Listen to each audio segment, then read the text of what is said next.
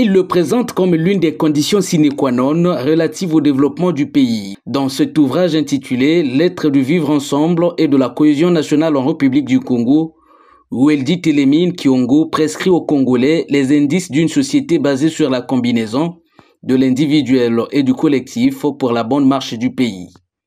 Ce 13 août, l'auteur de cette œuvre d'esprit est allé au niveau des deux chambres du Parlement congolais pour faire part de ce document aux députés et aux sénateurs. Ce sont des députés.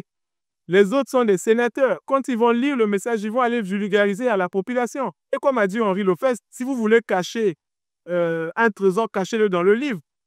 Mais si vous le donnez à un député qui reçoit tous les jours, qui fait les descentes parlementaires, vous donnez à un sénateur qui va voir les conseillers municipaux, qui souvent va voir la population, il peut à travers lui relayer le message qui se trouve là. Du haut de ces 47 pages abordant ainsi les problématiques liées à la vie de la nation, à l'instar de la démocratie nationale, un thème qui permettra à l'auteur d'aborder les trois glorieuses sans oublier les circonstances douloureuses qu'a traversé le Congo à partir du 26 juillet 1968.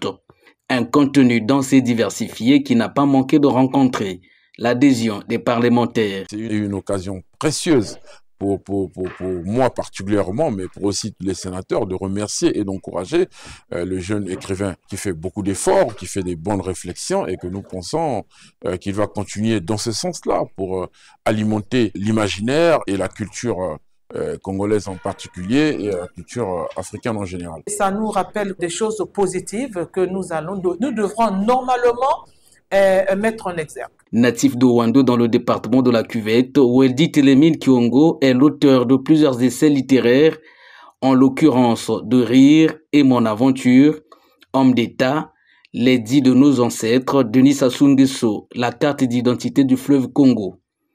15 ans au service de l'écriture pour se faire entendre et se faire comprendre pour un jeune plein d'ambition.